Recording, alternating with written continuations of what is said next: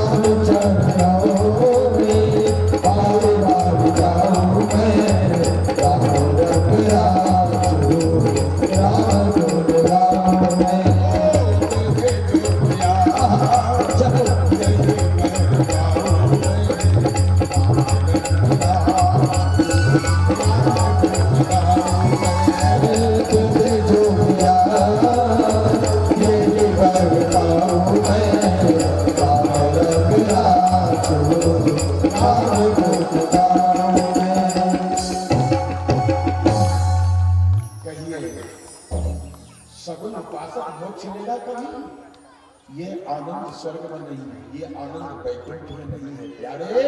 जो आनंद इस पृथ्वी पर सत्संग में है। राम बुलावा भेजिया दिया कबीरा रोए। सुनिए कबीर साहब की बानी है क्या। राम बुलावा भेजिया, राम ने बुलावा भेज दिया कबीर को मेरे धाम में आ जाए। जैसे ही बुलावा आया कबीर साहब फूट करके रोने लगे। दिया कबीर आ गया, कबीर साहब रोने लगे। भगवान के जो भक्त आए थे उनको लेने के लिए भगवान के पार्षद, उन्होंने पूछा कबीर साहब आप रोने क्यों लग रहे।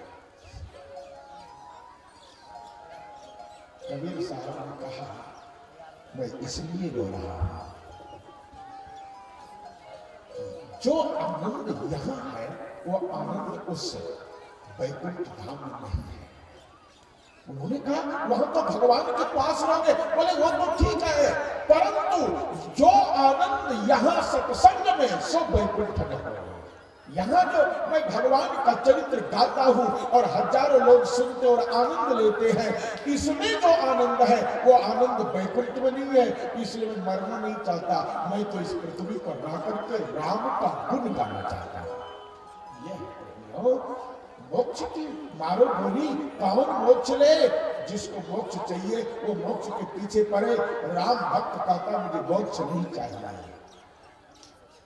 ये आनंद है। आपको भाई कितना कहूं। सनत सनातन सनत कुमार ये चार महान पुरुष भगवान के अवतार माने जाते हैं। आप लोग सब जानते हैं ब्रह्मा के सबसे प्रथम पुत्र है वह सनकादिक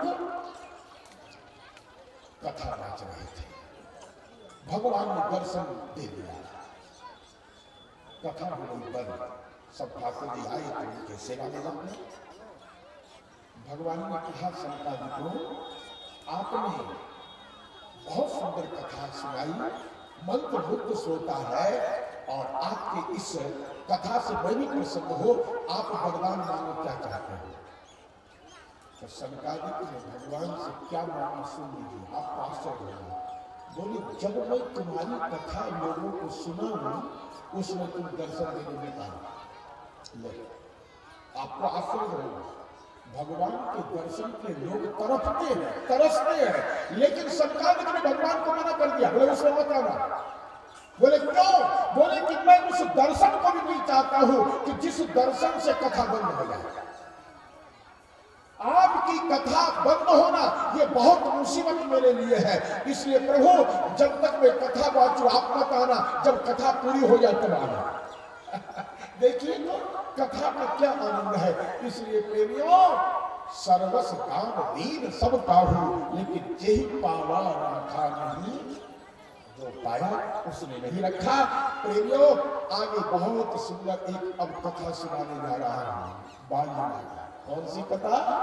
शंकर जी पार्वती से कह रहे हैं क्या। बोले और एक कहानी निज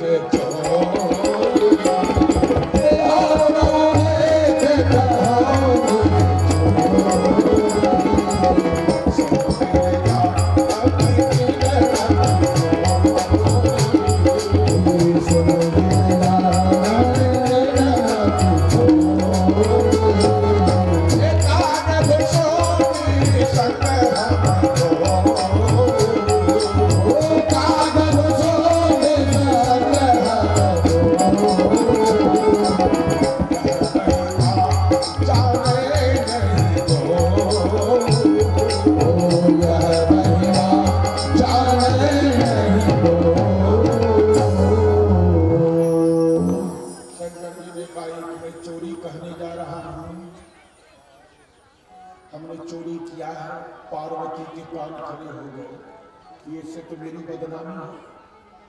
पार्वती ने कहा आपने चोरी किया। बोले हाँ। बोले महाराज छी छी छी क्या संसार को उपदेश दोगे। जब शंकर जी चोरी करते हैं तो दूसरा आदमी चोरी करे तो कौन सी बड़ी बात है। हमको यहाँ के लोगों ने कहा महाराज अब तो कम हो गया, नहीं तो पहले ही ऐसा होता था कि यहाँ के लोगों के गाय बैल भैंस खोल करके लेके चला जाता था। और जब पता लगता था कि फलाने जगह गाय बैल भैंस बंधी है, और जब जाते थे तो कहते थे कि 20,000 का बैल 10,000 लाओ तब देंगे।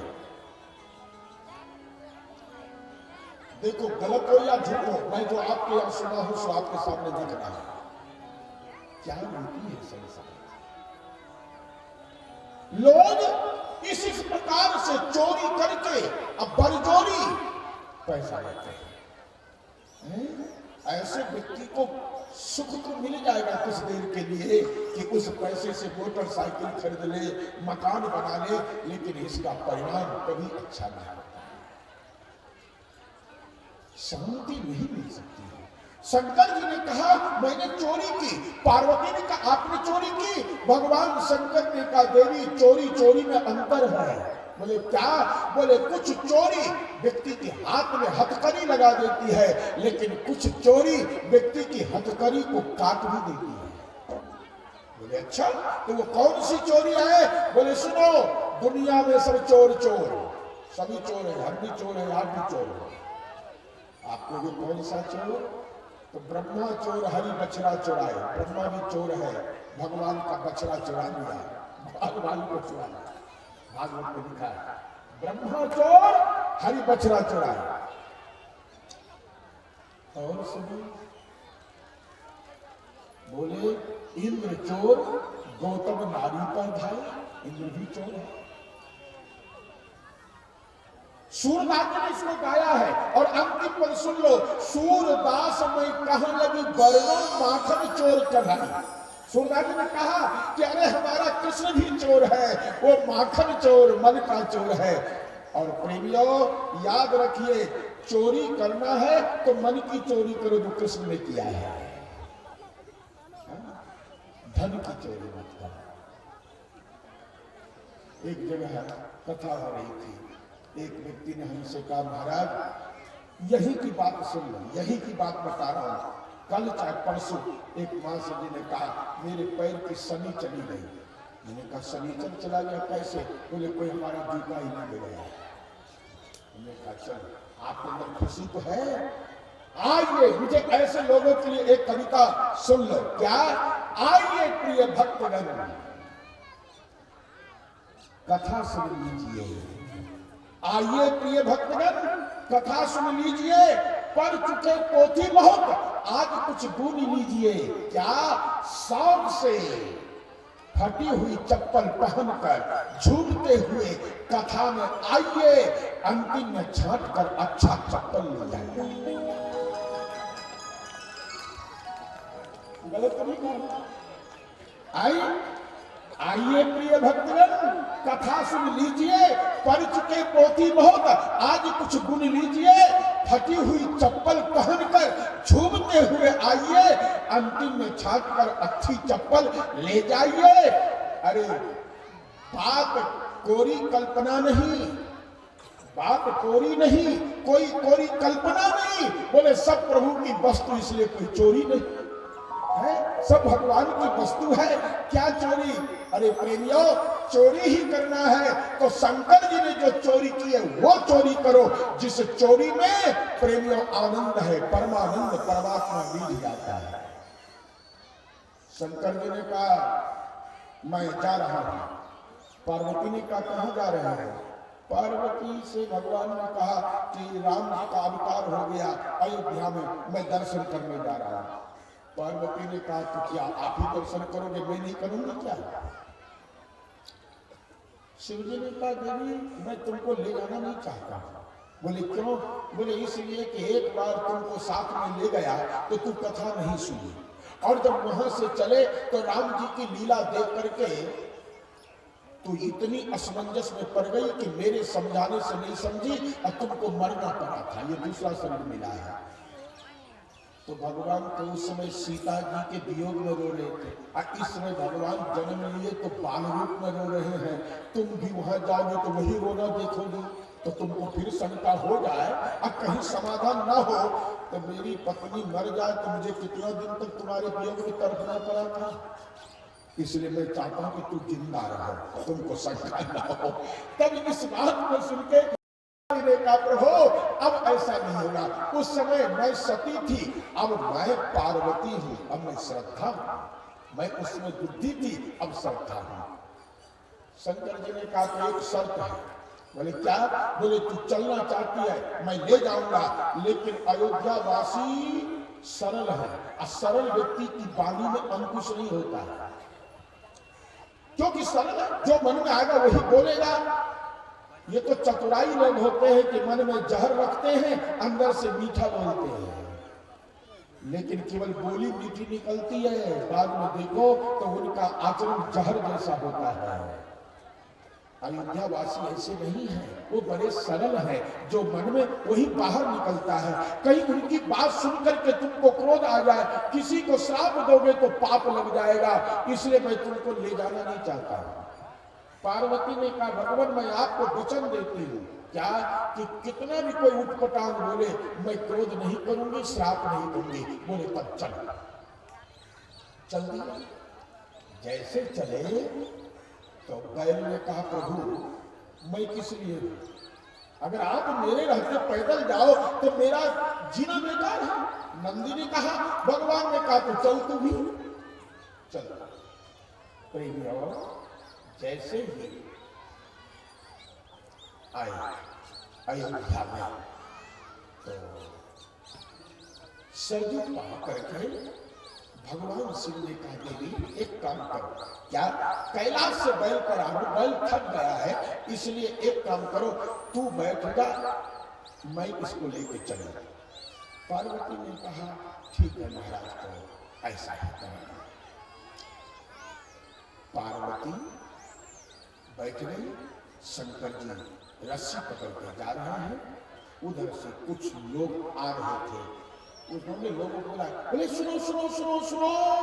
बोले क्या?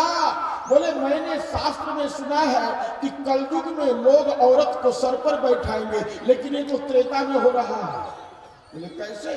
बोले देखो तो ये पुरुष को ये बेचारा बुढ़ा पैदल जा रहा है और जवान औरत बैल पर बैठ करके जा रही है, कलयुग नहीं तो क्या?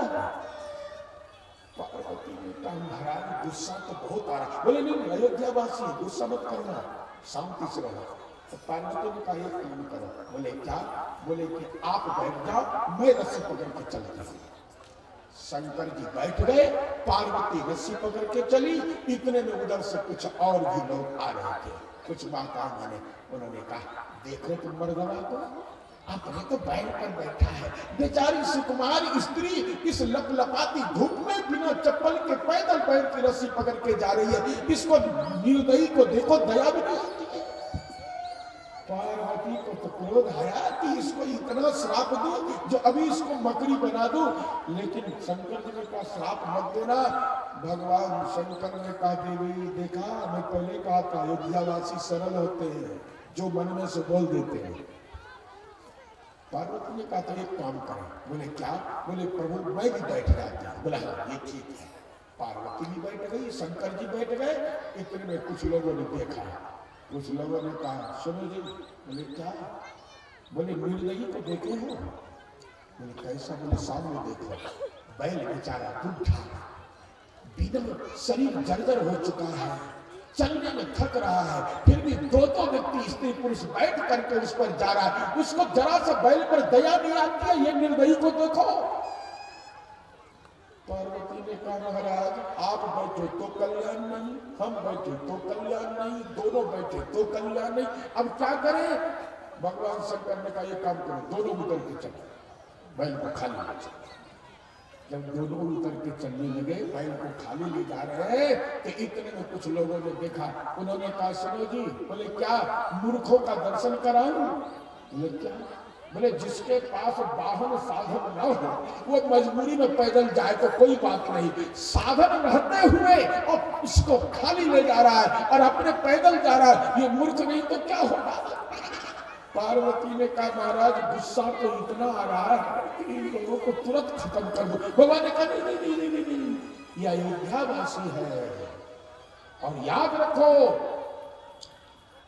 हमारा शास्त्र कहता है अयोध्या च परब्रह्म सरयू सगुनः पुमान् तन्निवासी जगन्नाथ सत्यम सत्यम बदाम्यहम्। ये शंकर जी के शब्द हैं।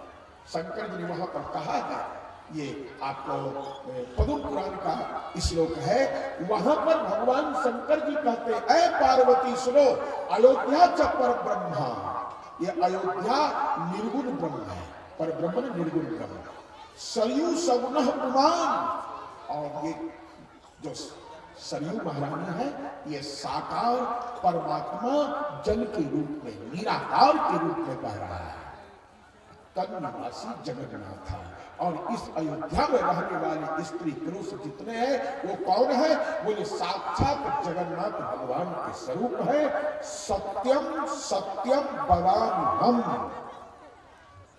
माता पार्वती से शिव जी ने कहा, मैं सत्य कहता हूं, सत्य कहता हूं, त्रिवाचा हुआ सत्य कहता हूं।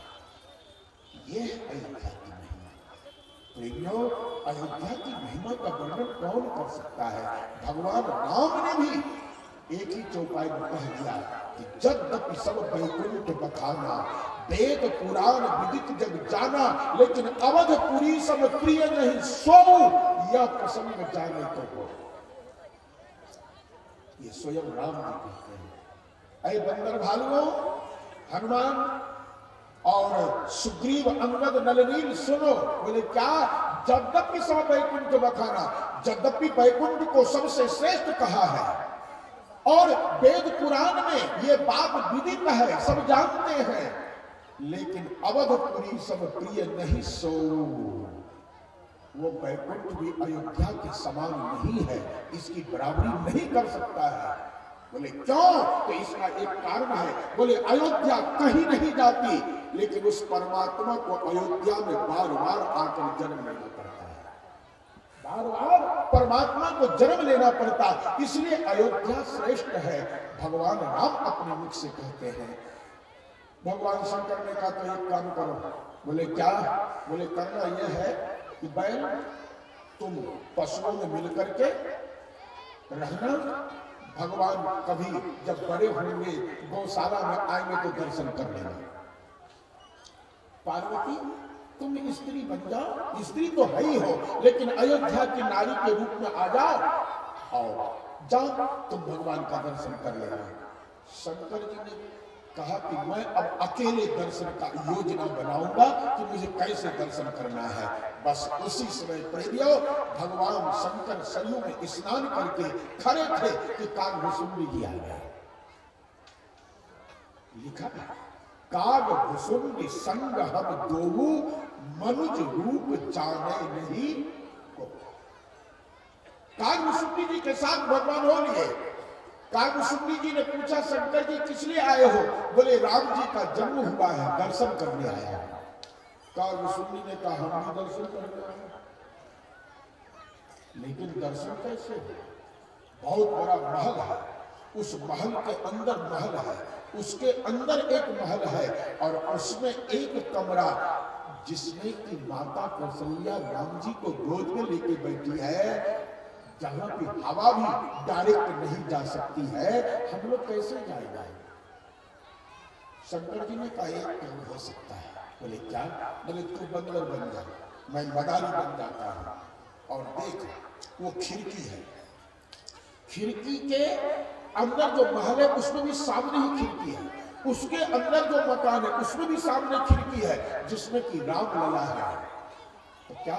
बोले कि इस झरोखा के सामने तुम नाचना, मैं डमरू बजा करके और तुमको नचाऊंगा। जब डमरू की आवाज सुनेंगे तो रामलाल को देखने की ललक होगी और उस खिड़की से राम जी को ऊपर मैया करेगी दिखाने के लिए, हम दोनों को दर्शन मिल जाएगा, बस काम बन जाएगा।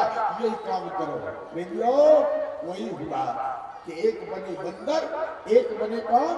मदारी। कहते हैं जाक झरोखन में डमरू, पति पार्वती के बजावन लागे। शिव जी डमरू बजाने लगे, बंदर बनकर के कागभुसुंडी जी नाचने लगे। लेकिन क्या हुआ? अरे चौक बड़े बलराम में प्रभु भगवान पलने में है, चौंक गए। डमरू की आवाज सुनते ही जब भगवान चौंक गए और रोने लगे, कौशल्या तुरंत आंख लाल कर दी। चौथे पल में बच्चा हुआ। कौन ऐसा मदारी आया मेरे बच्चे को डमरू बजा करके चौंका दिया है, जाग उसको भगा। प्रहरी प्रतिशोध भगावन लागे। देखिए प्रहरी जो थे चौकीदार वो तुरंत आए और शंकर भगवान का डमरू छीन लिए, कान पकड़ लिया। क्यों रे, तुझे पता है दशरथ जी महाराज को चौथे पल में बच्चा हुआ है, तुमने इतनी बड़ी साहस कर दी, डमरू बजा दिया, भगवान चौंक गए, भाग यहां से। शंकर जी के कान पकड़ के प्रहरी खींच रहे हैं, सरजू के किनारे ले जा रहे हैं। शंकर जी देखिए त्रिलोक के मालिक, लेकिन आज भगवान के दर्शन करना है तो बेचारे कमजोर बन करके पीछे पीछे बंधन जा रहा है। शरीर किनारे खड़ा कर दिए, बोले खबरदार अब मत आना। कागभूषण ने कहा महाराज मेरे कारण आपके कान पकड़ के बेइज्जती हुई। शंकर जी ने कहा बेइज्जती काहे को है, भगवान का दर्शन करने में करोड़ों जन्म तपस्या किया जाता है तब भगवान का दर्शन होता है। अगर दर्शन करने में कहीं कान पकड़ाया तो कौन सी बड़ी बात है, गुस्सा मत होना, ये अयोध्या वासी है, साक्षात जगन्नाथ स्वरूप है। देखो भगवान के दर्शन करने में कितना भी विघ्न आने, नाराज मत होना, तब आप आज भगवान दर्शन करने का एक आयोजन है। एक जो मैंने चक्रव्यूह रचा वो फेल हो गया, तो दूसरा रचना है। बोले दूसरा क्या रचेंगे, बोले एक काम करो, मैं बनता हूं ज्योतिषाचार्य पंडित और तुम बन जाओ मेरा शिष्य और अयोध्या में चलते हैं। तुम मेरा प्रचार करना, मैं बच्चों का हाथ देखूंगा और मैं भूत भविष्य वर्तमान बताऊंगा। और जब वो बात फैलेगी तो कौशल्या के कान में जाएगी कि हस्तरेखा देखने वाला आया है। तो माताएं और कुछ में किसी को अंदर ना आने दे, लेकिन हाथ रेखा देखने वाला आ जाए तो सब माताओं की शौक होती मेरे बेटा का भाग्य कैसा है, जरा दिखाऊं तो सही। इसी बहाने दर्शन